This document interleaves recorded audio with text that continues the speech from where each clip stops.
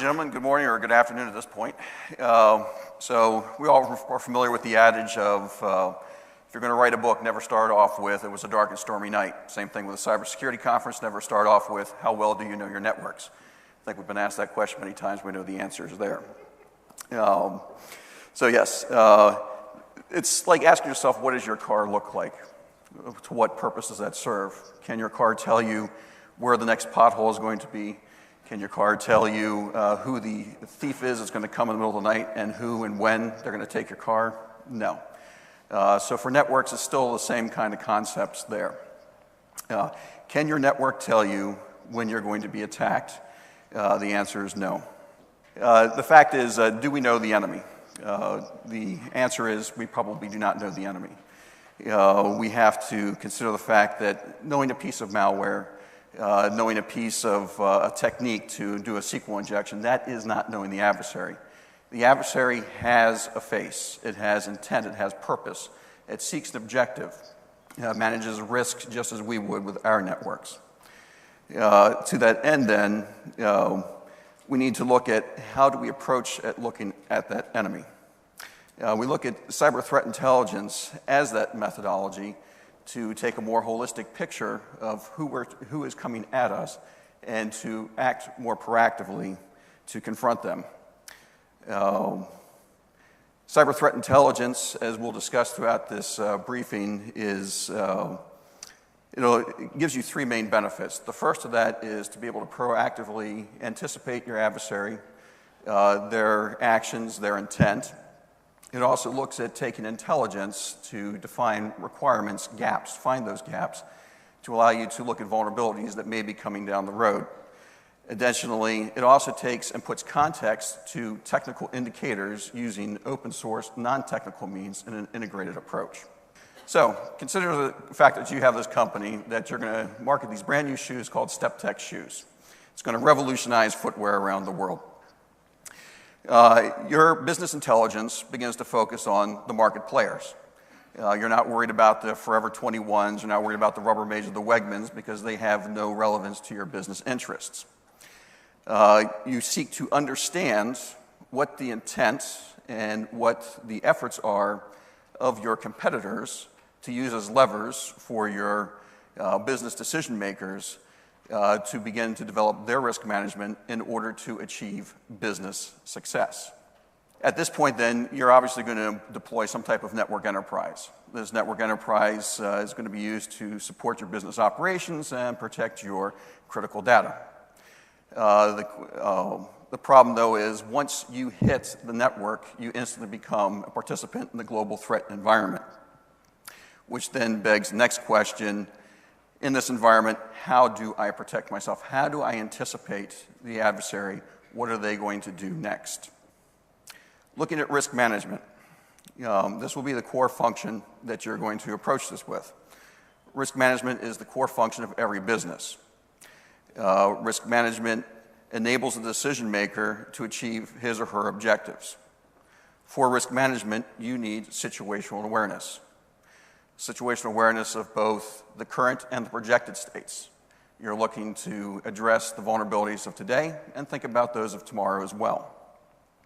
Effective situational awareness and risk management require communication both laterally between all business divisions, especially with your cyber threat intelligence folks, as well as your network operators, but also vertically with the risk management and with the decision makers.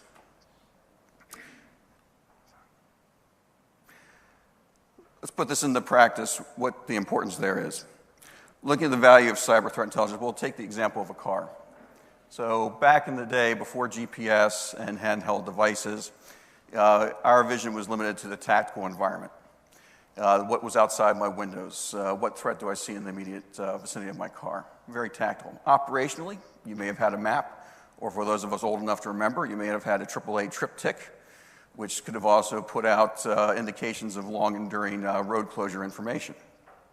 But today, we now operate in a more strategic environment with the continual receipt of indications and warning from weather, from traffic, from road closures, you name it.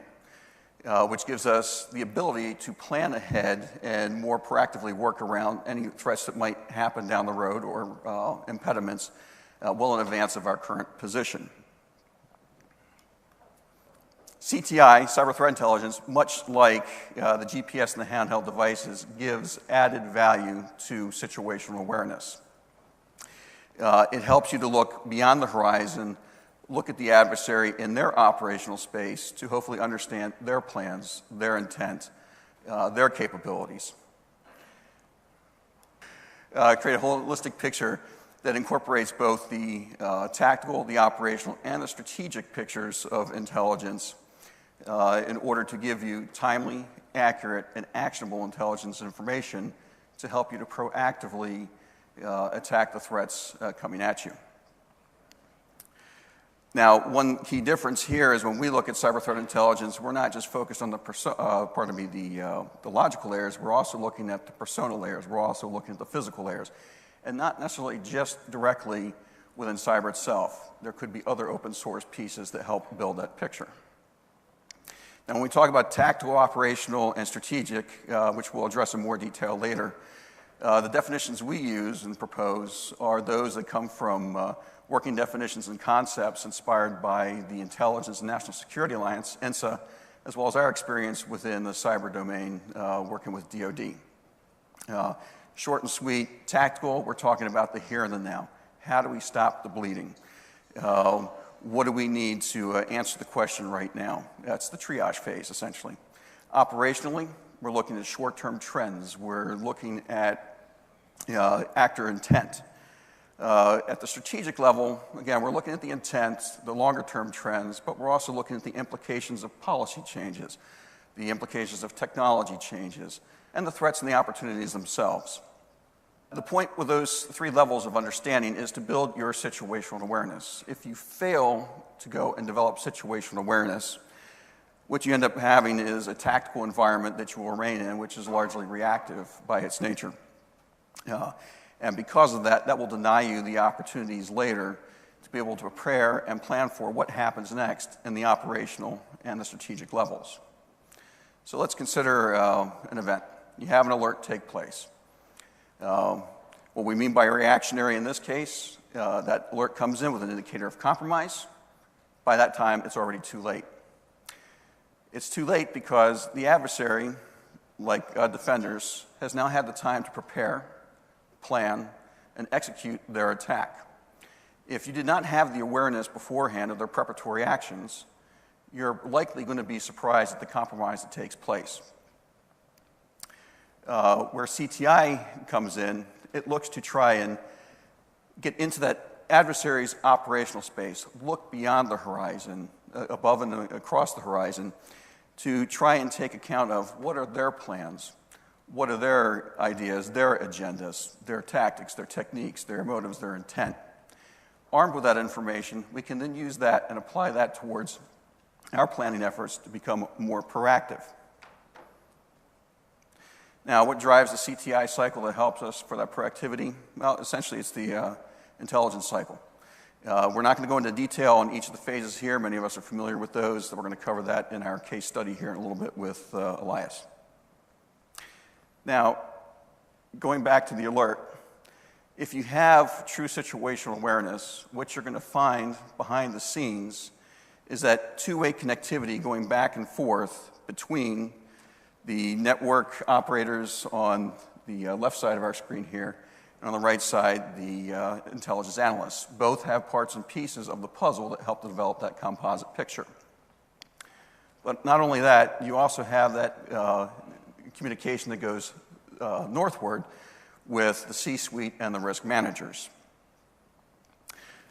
In this particular case, you now have the monitoring and response layer that sits over top of the situational awareness to encourage that two-way communication going back and forth.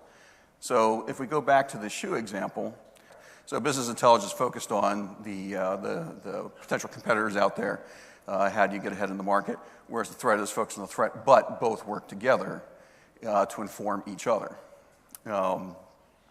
So getting back on track here, So we go back to the business intelligence. Now you're considering motive, or you're considering intent and motive as to what matters. In this case, again, CTI is now informing across the board in both directions. It's important that everybody understands if something new is going to be put out by business operations or by marketing, then you understand that there's the potential for new threats to arise because of that. That's where that two-way constant communication takes place. So now if we go back to our original car example, we're trying to move from this tactical mindset and to move towards a better understanding of the landscape before us to see what the real threats are out there and how to go and avoid those. At this point, I'm going to hand it over to Elias. So how do you implement the framework that Michael has outlined? How do you do all these things that he has just discussed? In order to illustrate this, we have come up with this case study. Within the case study, we focus on a company called Idealworks. Idealworks is not a very important company. They are small. They are very contained. They make shoes. They don't do much that they see of as great importance. However, within the near future, they are coming to market with a new product. That new product is a new shoe type with a special cushion that will allow you to walk or run over 1,000 miles without the shoe needing to be replaced, without sustaining injury.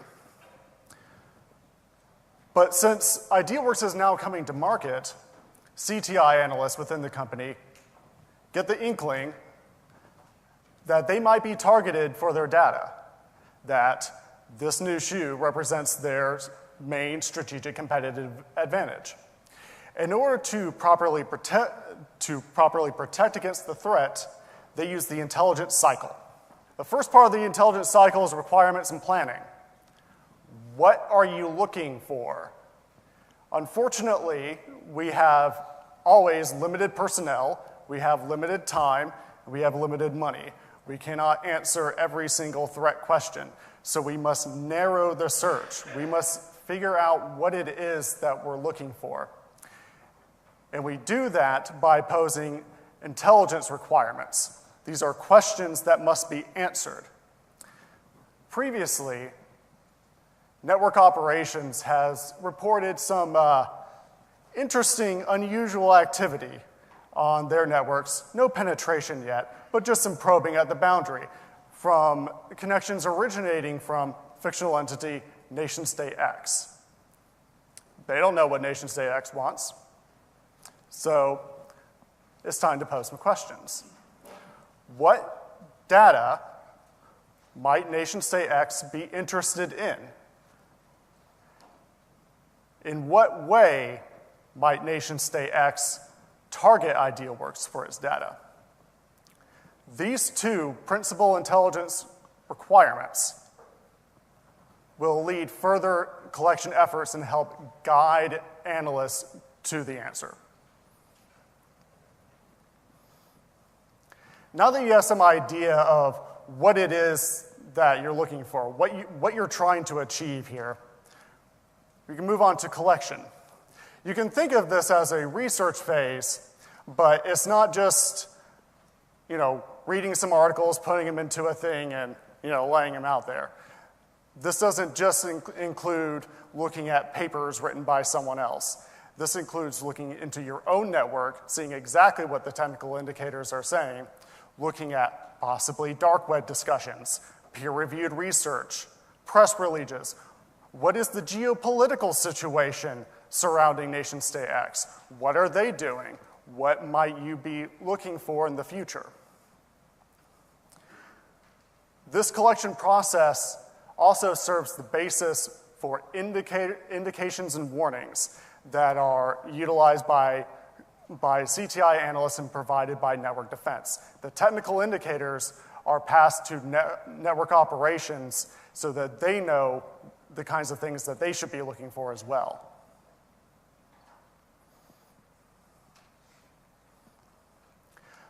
all the data that you get from collection is not necessarily easily digestible right at the start. It can require a lot of processing, sometimes in order just to make it like readable and understandable by the analyst, but there's also some initial crunching that can speed up the analytical process. So things like language translation, metadata extraction, seam analysis, all the things that make it actually possible to analyze. This is mostly automated stuff. This is rote stuff. There's very little actual analytical work being done in this step, though in this step, machine analysis might identify some initial links that analysts can go ahead and use to start their analysis. Now that you have some usable information, you move over to analysis and production. All the various bits of information, the disparate elements, are like pieces of a puzzle. And it's the job of analysts to try and take all these disparate bits and assemble them into a cogent picture of the situation. For the purposes of our case study, the CTI analysts at IdeaWorks figure out that nation-state X is undergoing an extensive military modernization program. Their primary method of military defense and attack is by using a large, mostly infantry-based ground army. They are actively belligerent towards their neighbors, saying all kinds of crazy things. The shoe technology that IdeaWorks has been coming up with could easily be applied to military footwear, which would enable nation-state X to execute large-scale infantry maneuvers quickly and efficiently without stopping for as much injury, without having to change as much footwear. Also reduces the weight on the soldiers because they don't have to carry those extra shoes, so on, etc., representing a possible tactical advantage. There are also gaps in this. CTI analysts are not necessarily going to be able to find out every single little thing, particularly stemming from the initial intelligence requirements that they had at the beginning of this. In this case, nation-state X might, in addition to the newfangled cyber methods, might use traditional intelligence collection methods to target IdeaWorks for its data. CTI analysts have no idea at this point how much they are investing in traditional intelligence collection versus cyber-focused collection efforts. Gaps such as these will be fed back into requirements and planning once the intelligence cycle restarts and be used to generate new intelligence requirements in order to be able to identify incoming threat vectors.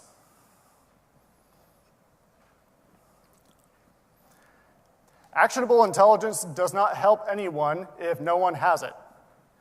If it's all siloed within the analysis and production cell, and they might know that something funky is coming, but no one else does, that serves absolutely zero purpose. So during dissemination, actionable, readable intelligence gets distributed to those who need it. This includes not just network defense, this also includes the C-suite executives and parts of the supply chain that require this information in order to defend their networks. Monitoring response forms the substrate upon which communication flows from NetOps and CTI, but also to the C-suite, business development, business intelligence, all the various bits of the company and of the organization that actually require this information in order to be able to make intelligent decisions upon not just defense, but upon what moves the company will make in the future. This also enables NetOps to pass back real-time indications and warnings to analysts for use in further analysis. The kinds of actions enabled by this sort of intelligence is all going to depend on the exact scenario. But one of the things that that decision makers must do is, of course, the risk management. And we know that when you're dealing with key points of data, like in this case, the shoe technology, you need that data to be available, but there's also some risk of it being stolen. But with actionable intelligence in hand saying that, yes, this information is at higher risk of actually being exfiltrated, and we need to change the trade-offs we make for data security and data availability.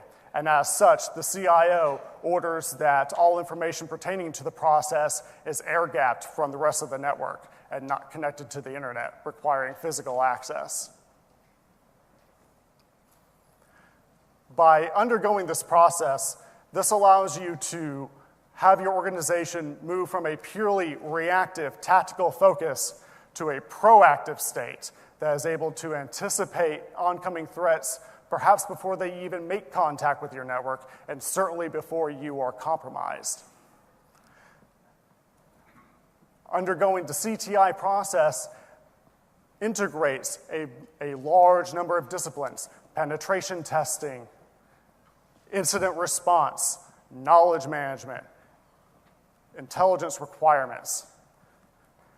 And of key note that we want to focus on are the C&D analysts, or net defenders, and the classical open source analysts.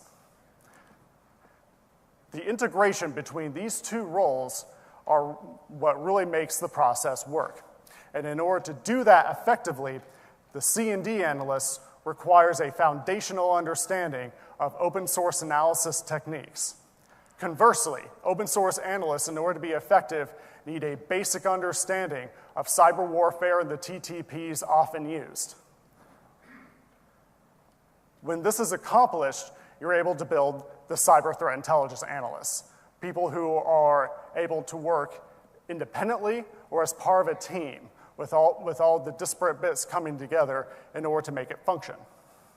To wrap this up, to sort of bring this down into some more easily digestible bits, the key things are that you need to proactively take steps to identify threats before they actually make contact with the network boundary.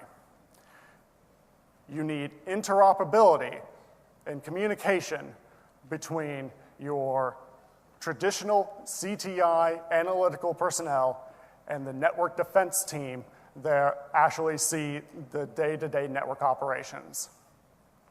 And to accomplish threat identification, utilize the intelligence cycle to proactively identify threats and generate actionable intelligence that can be used to mitigate. And that concludes our presentation.